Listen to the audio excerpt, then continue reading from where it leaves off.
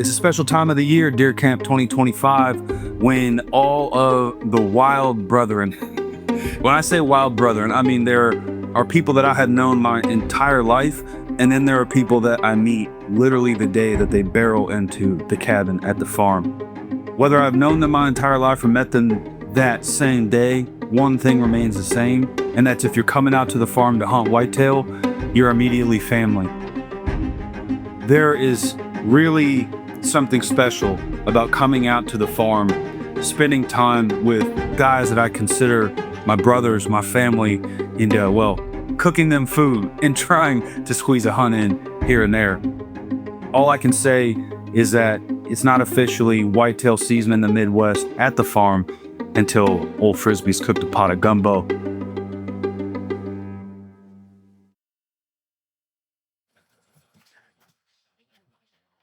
Spillage.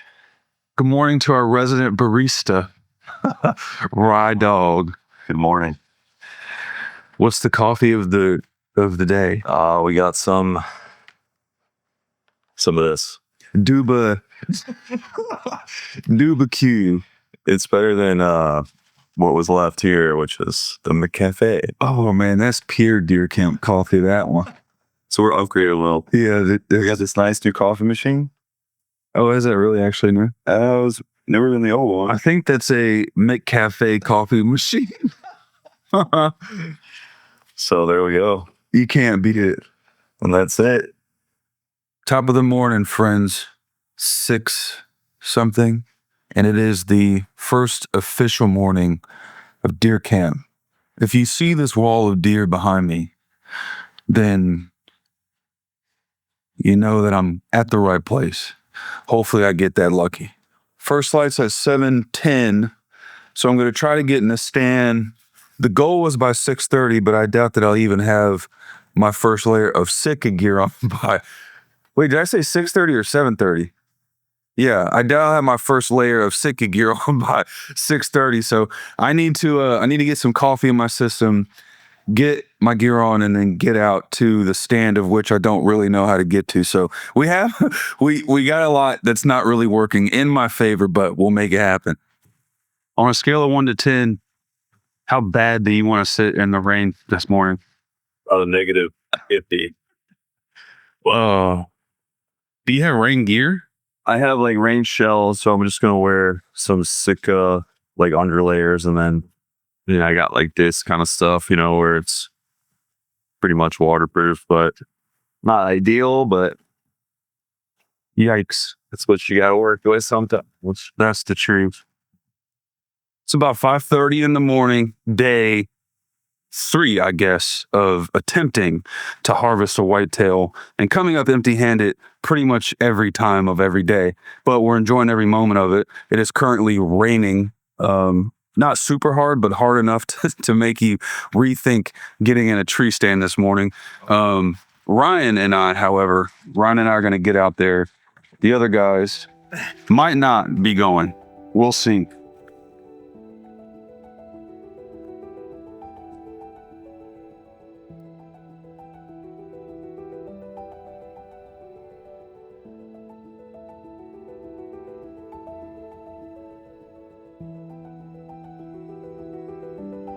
I'm very, very high up in a tree.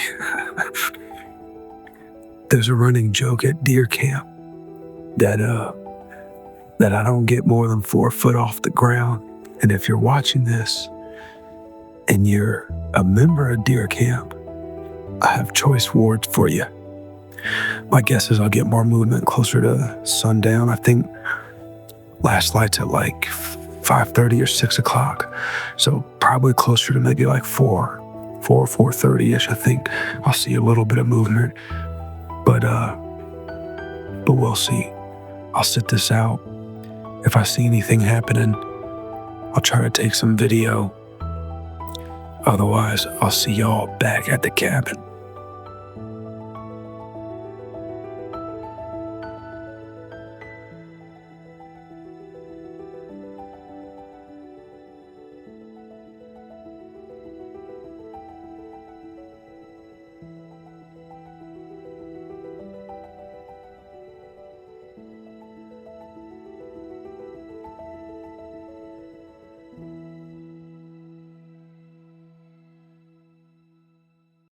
Well, I could probably sit here and Google the history and the tradition of gumbo and read it to you as if we were in some kind of history class. I'll spare you that, and I'll kind of give you what gumbo means to me. I didn't necessarily grow up on gumbo. I quickly adopted a good gumbo recipe as I started to cook for my family as I grew up later in my life. For me, gumbo is very special. It's very unique. It's certainly not a soup. It's not a stew.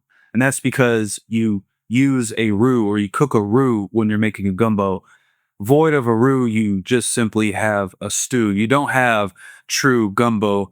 A proper roux, if done right, gives life. It speaks life into a gumbo. And so for me, I spend more time on my roux than I almost do tending over the gumbo. A good pot of gumbo is a whole lot of hurry up and wait. You want to make sure that you prep your vegetables and get those put to the side, ready to drop into your roux. Guys, a roux, if done right, hits critical mass in the last 95% of the cook. What that means is you're slowly cooking that roux, slowly incorporating the flour into that neutral oil until it hits critical mass, at which point it starts to take color, shape, and form very quickly. If you walk away from your roux and you get complacent, and that last 5 to 10% of your roux cook, that's all it takes to ruin a good roux base. So for me, my point is I like to get my vegetables prepared and put to the side. You want to get your protein situated ahead of time. Now, if it's not your first time around the old gumbo block, then maybe you might prep your vegetables ahead of time and brown off some proteins while you're cooking your roux, or maybe you're prepping your vegetables while you're getting your roux going, or some combination of the two. For me, if it's your first time doing a gumbo, my best piece of advice to you is have everything prepared ahead of time. Don't worry, guys. I'm going to walk you through a foolproof, fail-proof way of cooking a good pot of gumbo for your friends and family, and so you don't have to guess if you follow this video. Welcome back to Meet and Greet, my brothers and sisters of the Q. Today, I can't even put into words how special today is. Today is the first inaugural kickoff of Deer Camp. It's Deer Camp, guys. What does that mean for me, and what does that mean for you? Well, for me, it means that I am basically going to be the designated chef, if you will, for Deer Camp that we roll out all through the fall. And really what that means for me is I don't get to do as much hunting as I would always like to do, but the flip side of that and the upside is that I get to cook for all my brothers, and I love that. So Deer Camp kicks off today. It's a little hotter than what we want it to be. You know, in the Midwest, today could be 30 and tomorrow could be 70 degrees. Today is certainly not 30 degrees. I wish it was, but my point is that when you are in the Midwest, you never know what the weather's gonna give you, so you just kind of gotta take it. Now, in my neck of the woods, when we all kind of converge on the farm and we shack up in the cabin and we hunt some deer, it is not officially Deer Camp. It is not officially fall until Old Frisbee makes a pot of gumbo for the family, and we eat it and we fellowship and we play cards and we talk a little crap to each other. And you know what happens when you get a bunch of hunters packed into a cabin, all chasing bucks, all bringing our best gotchas and jabs. So my point is, guys, I'm really excited. I couldn't be more excited to bring this to you. I got something really special to show you later in the video. It's special to me, and I hope if it's special to me, it's special to you guys. We'll talk about that later, but I say all this to say, let's make some Deer Camp gumbo. I'll walk you through the easiest, like truly the easiest gumbo recipe to follow. With that said, let's kick off this Deer Camp gumbo video the right way, and that's with, of course, the meet and greet intro.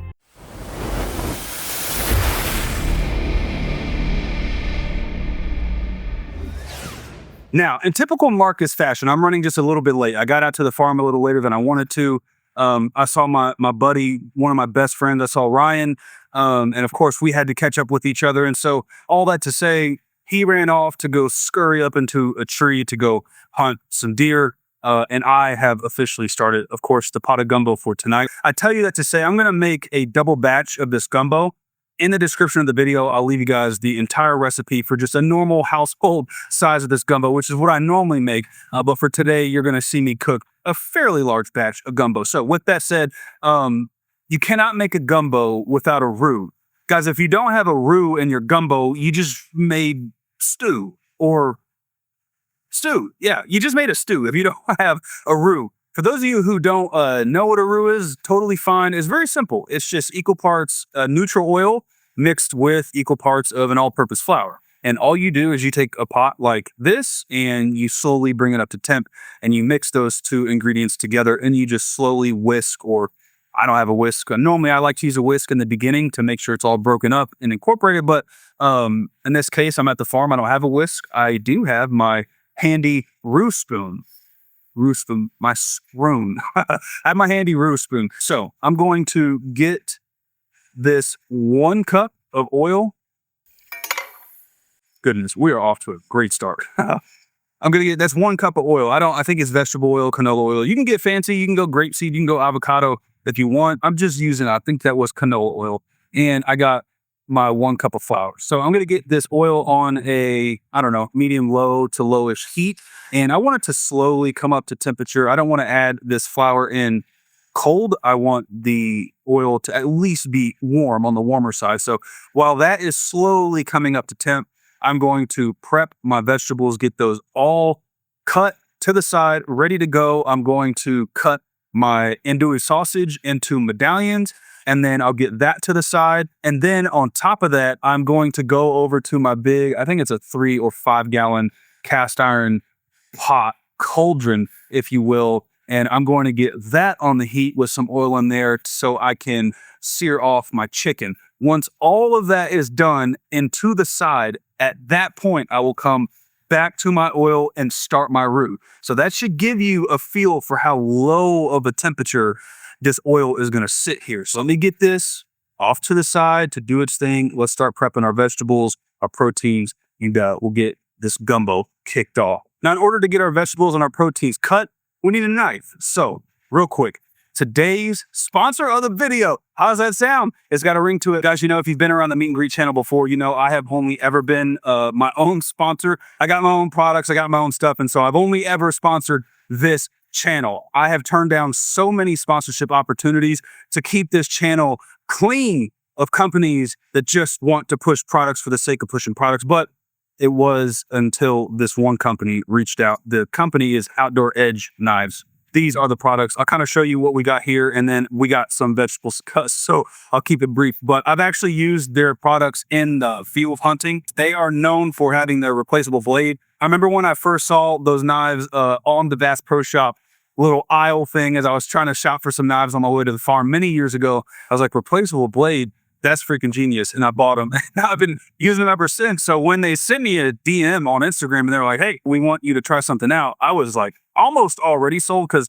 I'd already been using the product. So guys, look, what we got here is their Ergomax line. This is new for them. Like I said, they're kind of coming to market with something new, trying to blend what they've already been doing in the outdoor space with cutlery, mostly for, skinning deer in the field, which is what I've used their knives for. And they're just taking their proven history in that space and blending it with culinary. And again, they came out with their line called the Ergomax, and they got their Chef's Essential set.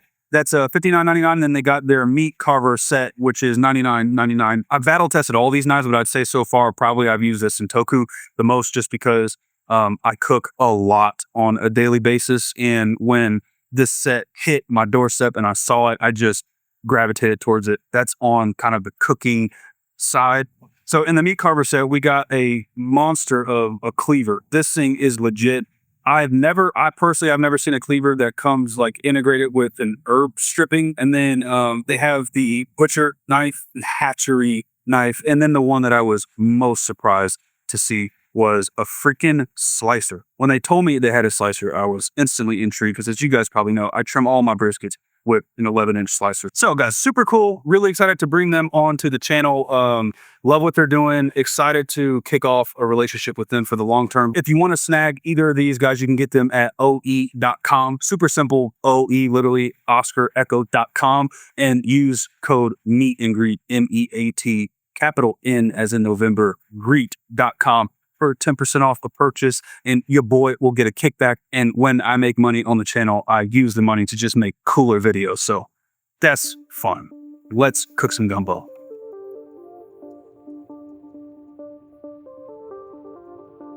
Guys, I'm a massive onion fan. It's a problem. So I like a lot of onion in my gumbo. No onion left behind.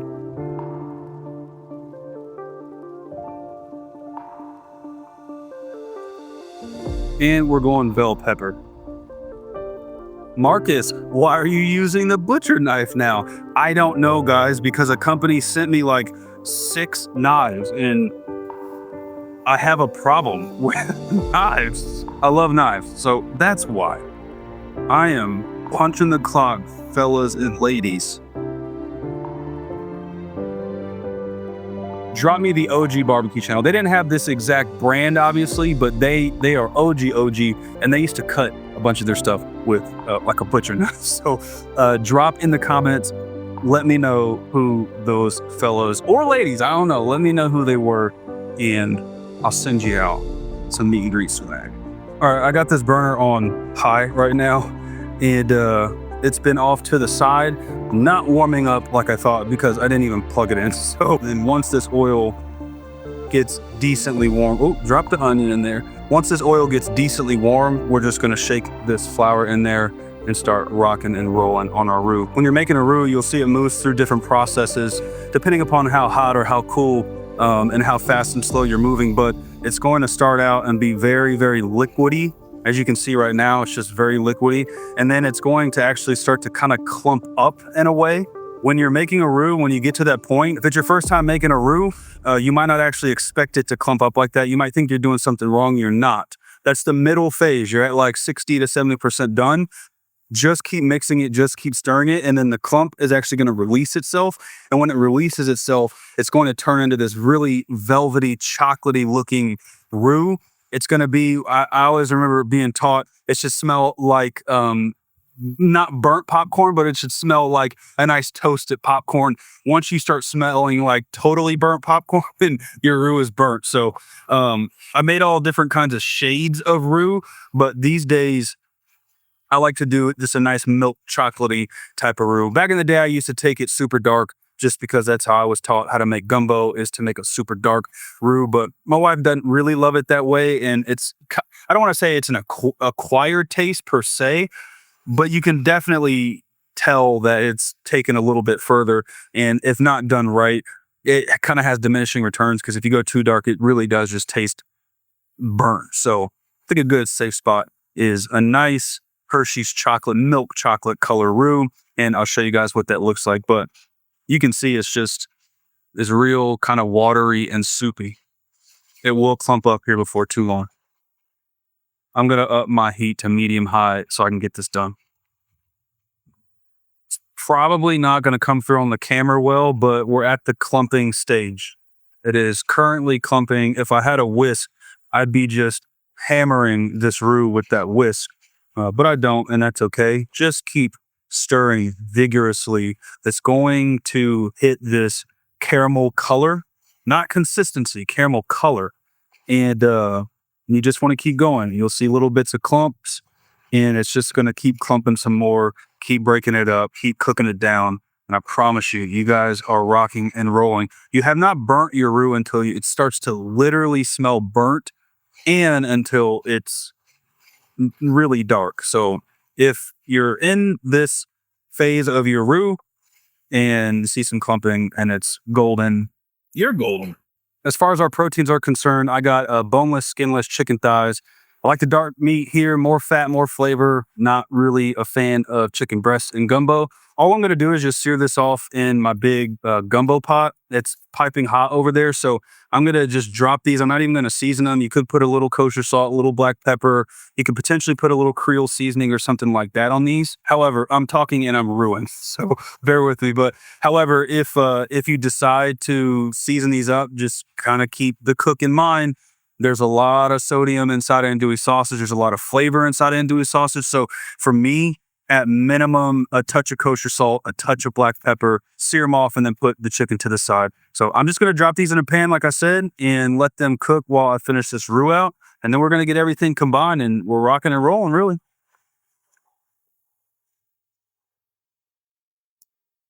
And there it is, family. That is about as dark as I like to go these days with my roux. That took about 20 minutes. From here, I'm just going to drop my vegetables in, stop this roux from cooking. I like to stop my roux just maybe 3 to 5 minutes before it's totally at the color I like, because it's still going to continue to cook and darken in the pot. So we'll go in with our vegetables, and then we will be good to go.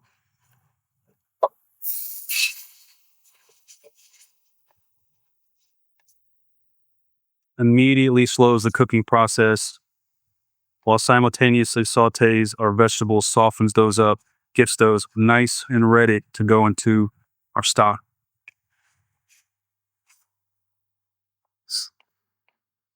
All right, guys, I got this set to a medium heat.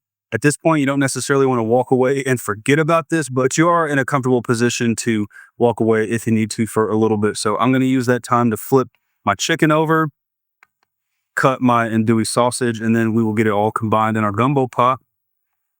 When you're at the farm, you don't always have everything you need. So I got 2 different types of andouille sausage, but guys, it doesn't matter. Get whatever andouille that you like or smoked sausage.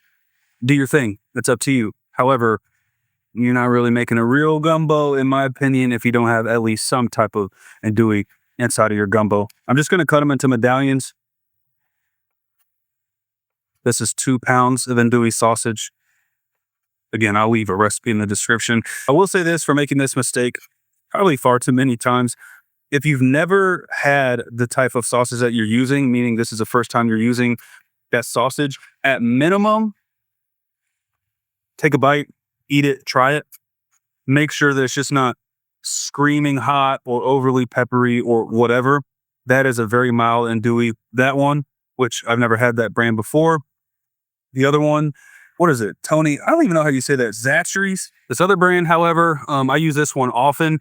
This has got some kick to it. So just keep that in mind. I say that because once you're building your gumbo, once you got your stock in there, you know, your liquid, everything is well combined and you're in the simmer process and then you start to season it. Keep in mind, guys, these sausage are packed with flavor. These days, as you'll see, I don't really put a lot of seasoning. I get all of my flavor and seasoning for the most part from the andouille sausage. Of course, I'll do a little bit of black pepper, a little bit of salt. Like I said, maybe I'll throw in some Creole seasoning or some Cajun seasoning or something like that. But for the most part, I'm just rocking and rolling with all the flavor coming off this andouille. All of our sausage is cut into nice semi-thin-ish medallions. I like doing it this way. I have quartered them. I've cut them into all different kinds of sizes, but I like this these days for gumbo. Pretty traditional. So let me get this in the hot chicken pot. Chicken pot meaning I'm searing some chicken, as you guys know. It should be done. Should have a good sear on it. I'm going to sweat these out in that same chicken pot, and then it'll be time to get our broth in. All right, y'all. I like the fat extraction out of the sausage. I got about all that I need out of it. I know that it's fully sweated the way that I need it to be. Right here, I have our roux with our Trinity in there. The veggies have been sweating for the past 15 minutes or so while I've done this over here. I'm going to put that to the side for a little bit. I just set it down right there because we got to go in with our Coors Banquet. Just any lager, amber kind of lager beer will do just fine, and we'll deglaze the bottom of that just like so. Uno mas, sip for the chef. It's warm. That wasn't enjoyable. Oh my gosh, that smells really freaking good. Just scraping all the little meat particulates off the bottom, deglazing our gumbo pot. And you can just tell by the red color that that beer is getting that that andouille sausage is really pumping the flavor out. All I want to do is have this pot come to a small simmer. That way I know that it's decently warm. I don't need it hot. I don't need it piping hot. And then we're going to go in with our roux and Trinity. All right, we got some bubble action. In with the roux.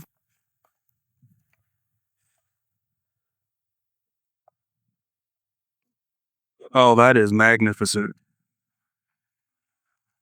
Making this video, I struggled a little bit. I was like, how in depth do I want to go with gumbo? If you are a true Louisiana native, you grew up on gumbo your whole life, you know how just far out gumbo can get. People these days, you know, people are serious about their gumbo, and I don't expect it any other way. I say all that to say, guys, don't get lost in the ether when trying to look up a good gumbo recipe. I promise you this one will lead you to greatness. It's very simple. It's very straightforward. It doesn't have a bunch of complexities. It's just roux, Trinity, meat, stock. Really, that's it. We put a little beer in there to deglaze the bottom. I'm going to go in with a little bit of salt, kosher salt, a little bit of black pepper. Maybe, just maybe, I'll add some Creole seasoning if we even have some in the cabin. If not, I'll be A-okay. There's enough flavor inside of the andouille sauces to carry this gumbo. It's going to be rich. It's going to be unctuous. It's going to be silky.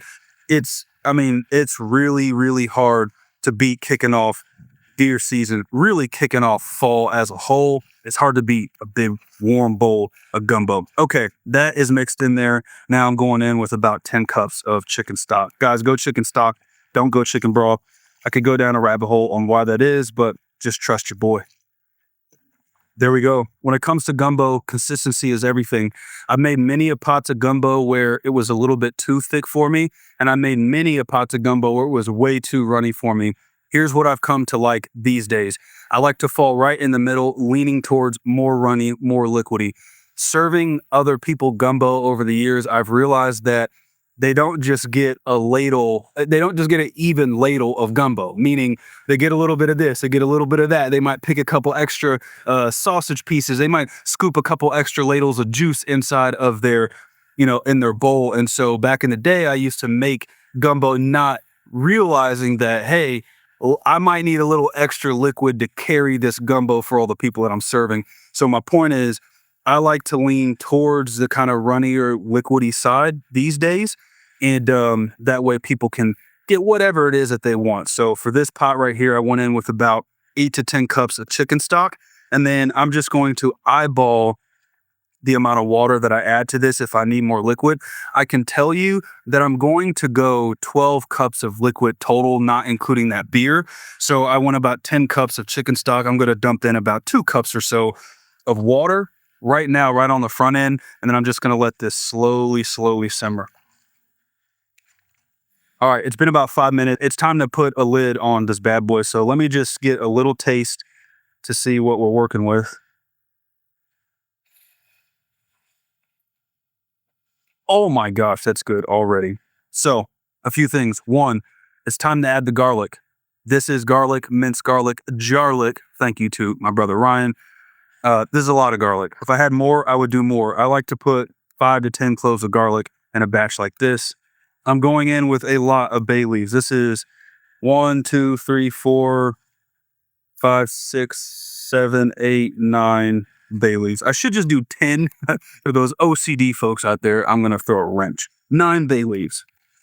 And then I tasted it. It needed salt. It needed a little pepper. I'm going to start with just some Creole seasoning. You could use any, Cajun Creole type seasoning.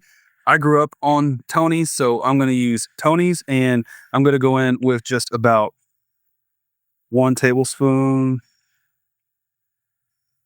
2 tablespoons. I'm going to let that cook. Let's give it a mix, and then I'm just going to let that cook, guys. I don't want to over salt this thing too early. There we go. Once this starts to hit just a little bit of a simmer, we're going to throw the lid on it. The white that you see on top, this is the flour in the roux that we need to cook out. If you haven't listened to anything that I've talked about so far, other than the roux, because that's really important, I would say listen to this. It has to do with how long to actually cook the gumbo, and the longer you cook it will determine what proteins you put in the gumbo when. So first, let's recap very briefly. We made our roux. We chopped our Trinity. We dumped the Trinity into the roux once we got the color that we wanted. We cooked the roux about 95% of the way and then dumped those veggies in that last 5% and then move that off the heat to just let it sweat that Trinity out, those veggies out. Once those were to the side, we chopped our andouille sausage into those nice medallions, put that in a bowl. We then seared off some chicken. Didn't even season it. If you want to, salt, pepper, it's really all it needs, but get as fancy as you want. Sear your chicken off in some good high smoke point oil. I want avocado oil, not a lot, just a little bit. Got our chicken nice and brown and seared. Dumped our andouille sausage into the pot, mixed it around, sweat that sausage out, let that fat render down into it. And then we deglazed that bad boy with a couple bottles of a good amber lager beer. Deglazed it, went in with the roux and the veggies, mixed it around, went in with our chicken stock, bay leaves, and I added in a touch of Creole seasoning because it needed a little bit of salt. That's it, guys. That's a simple gumbo. Now let me touch on cook timing, and then I'll get a lid on this. We'll let it simmer, and we'll eat it once it's done here in a couple hours. This is really important, guys. If you plan on cooking this gumbo any longer than about 3.5 to 4 hours, do not add your chicken yet. Okay? Don't add your chicken yet. I'll explain why. I've made gumbos before where I cook them all day because I'm like, the longer the better. Well, if you add chicken into moisture, into water or chicken stock in this case, for 8 hours, the chicken is just going to be, it's not going to be the palate feel that you want. It's going to get extremely stringy and tender and just disintegrate upon impact on your tongue. That's not what you want. So what I have found is if I'm doing a 4 to 6 hour gumbo, I add my chicken in the last about 2 to 2.5, maybe 3 hours of my gumbo cook. You can sear it off whenever. I mean, I've made gumbo where I sear my chicken off first thing, put it in the fridge and just leave it. And I add the chicken in later. So if you're doing a 4 to 6 hour gumbo or more, add that chicken in the last 2.5 to 3 hours of the cook. That will allow the chicken to still have that integrity on the bite, but it's still really tender, still juicy, very good. If you're doing a sub 4 hour gumbo like I am, I'm going to rush this gumbo through to feed the guys. I'm going to roll this for about 2 hours on about a medium to medium high heat. I'm literally going to cook this just long enough so that the flour in the roux cooks out so it doesn't have that floury taste. I've done quick gumbos like this before. Are they as good as a 4 to 6 hour gumbo? I wouldn't say they're not good, but you definitely get a little bit of a more robust flavor and end product the longer you cook it. All right, enough talking. Let me get the lid on this. I'll let it do its thing here for the next couple hours. I'll check in periodically to mix it. I am going to cook some rice. We'll get some rice on the stove. Can't have gumbo without rice. Maybe I'll find some Jiffy, some cornbread in there, or some cornmeal. I'll make some cornbread. We'll see what happens, but time for this to go. Simmer town.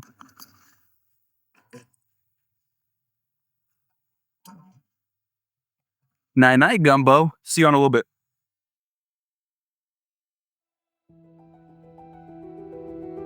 You know, coming out to the farm for me, it's very special. Some of my greatest core memories are, pulled from my time here at the farm. You never know what you're going to get spending time out here at the farm. You might have 2 people, you might have 20 people show up. You never know.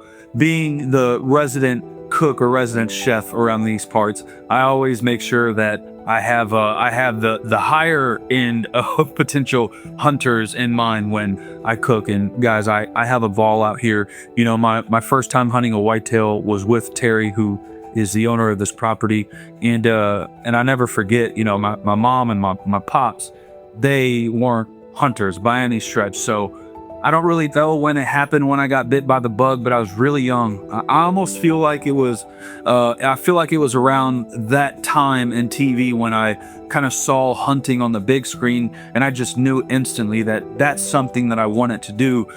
Little did I know as a young lad that you don't just wake up one day and decide to just go out and hunt a whitetail. My mom had known the owner of this property for many years. He was a very good family friend. We used to call him Uncle Terry back in the day. I consider him family. He's like a second father to me. And so my point is, she made the all call out to Terry, and she said, "Hey, my son wants to go hunting. Would you be willing to take him?" And of course, being the gentleman and the scholar that he is, he brought me out to this property. I don't know how long ago that's been at this point, but he brought me out to this very property that I come to time and time again. We climbed a 2-man ladder stand. I got my bow in hand, and I went on my first hunt. It's a core memory of mine. I knew from that day on I had to get really good at this thing of hunting whitetail.